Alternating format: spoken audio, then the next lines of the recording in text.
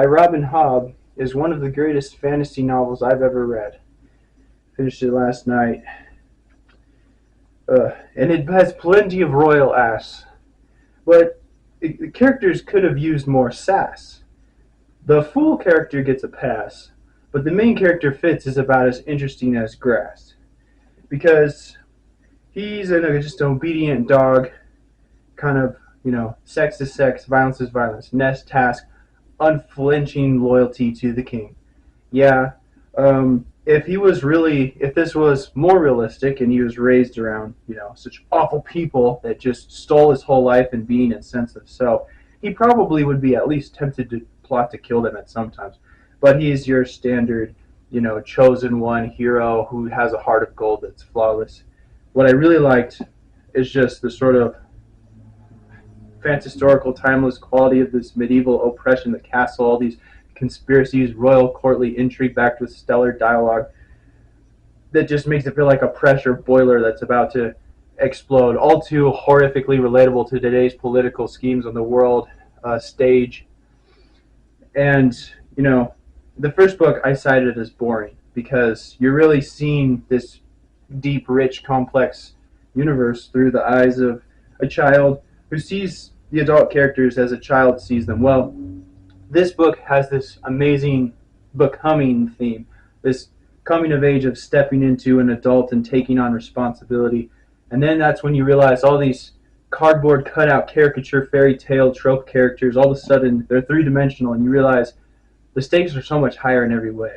All the things they believed in and their complex relationships with each other mixed with all that conspiratorial, courtly intrigue and connection to the magic systems, the skill, the wit, whatever.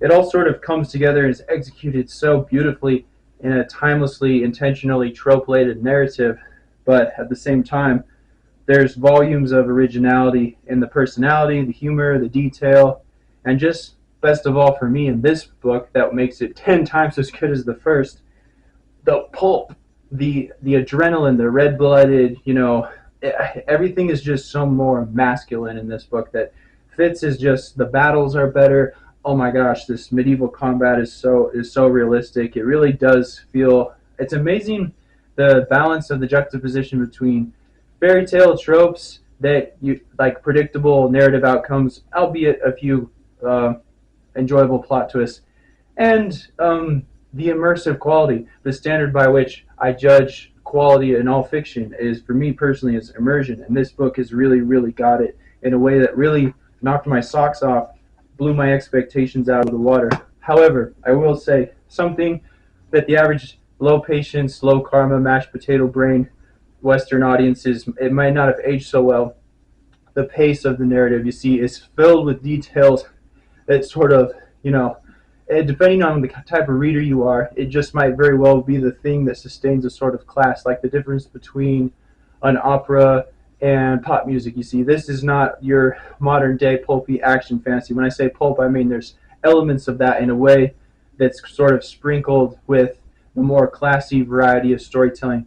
You got it adds volumes to the immersive quality, the prose, the way characters speak, the elegance, the poise. It's there, but it's not over the top. I mean, it's modern English, but at the same time, it nonetheless is not going to be sufficient to hold people's attention span, meaning it requires a lot of focus. It's the sort of book that requires peace and quiet. You can't have other distractions in the background when you come into it, or else you're not going to get the full effect. But if you hang on to it, I promise it becomes a much more deserving narrative in the final outcome. There's one scene where Fitz finally takes some initiatives and stop, being an obedient, good, beta male in spirit with an alpha male's prowess and intelligence and abilities and sex drive. And that moment is so satisfying. And I'm not, without any spoilers, it made me want to rocket launch myself out of my chair and scream a war cry of victory, literally. But so any book that can get me that immersed and make me care about the characters that much is amazing. Also, there's so many things I could say about this book. I know I'm going to forget things later, but that I wanted to add. But bitterness, the cruel reality of nature, betrayal is a theme. There's so much pain, just the pain of living in a time period that's more medieval and all of its associated, crucibles that the average man has to go through, and it's much more, has many realistic elements. Although I said there are fairy tale like tropes in the narrative before, they're balanced against all these more original, more realistic, painful elements to life, that it just comes alive. And now I understand what I was missing before, when I was what's the word, apprehensive about getting on the bandwagon of Robin Hobb being an established fantasy master writer. So basically, but now I get it. You see, the first book, I almost wish they were the same book, because that first book really felt like it was laying the groundwork for this book, and it felt very tedious and dull to read for most of the time. But I now see that this book validates that first book's existence, because it helped establish the more interesting chapters of the first young adult years of the main character, and also set against the backdrop of the evolving, encroaching threat of total annihilation from the Red Ship War. It just makes the stakes so high. Maybe my tastes are somewhat basic, but I don't care, because the execution is anything but. It's a masterpiece. This is a fantasy masterpiece. I don't care what people say. This is one of the greatest books I've ever read. Highly recommend it. Had everything I like. Some people, it's not absolutely perfect, but I highly doubt there's as many works of this quality out there. So anyway, a few nitpicky criticisms, barely worth mentioning. There's just a tiny touch of feminism, that, like, female warriors doing everything that men can do. It's not like there's never been female warriors. There has, very competent ones at that. But it's the way that I don't know. It just slightly seemed like too escapist in parts and things like that.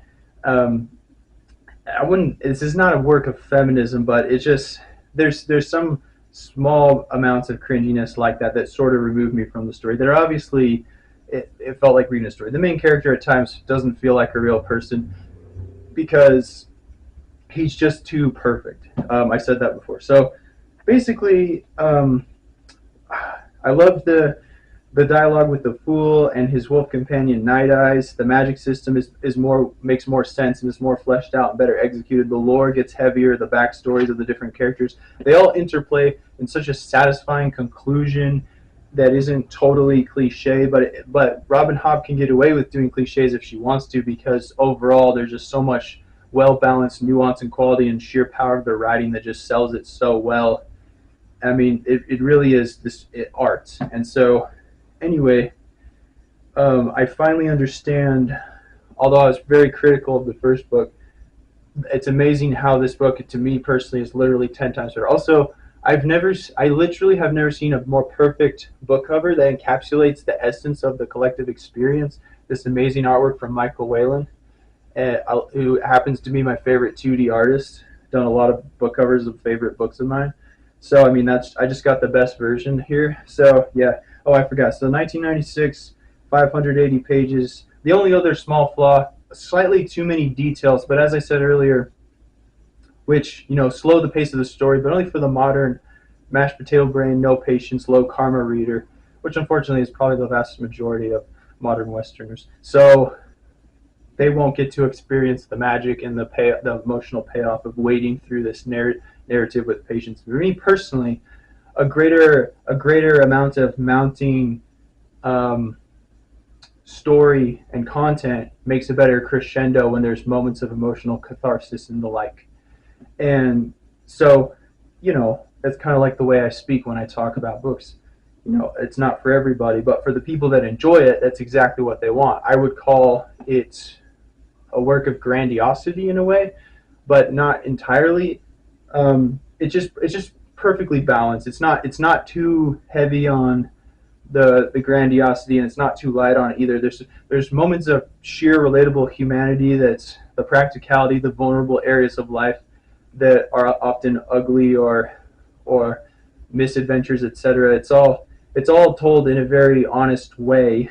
And the first person narrative for me at times can be tedious, but that's hardly a complaint. This is one of those stories that's so good for being perfectly balanced in so many ways and executed truthfully, coming from a place of passion while homaging historical qualities and so many other details. It just altogether, it's the standard by which I'll have to judge future books. I really loved it that much. And what's funny was that at first I didn't care for any of the characters or the world or the magic system or the story, but I just kind of want to see what happens next. But by the end of it, I almost found myself getting emotional by how believable and personable and relatable everything became. The characters, the story, the world, and now I found myself heavily anticipating the third book in the series. So yeah, definitely 10 out of 10. Highly recommend for patient fantasy fans and anyone who just wants a really good fiction.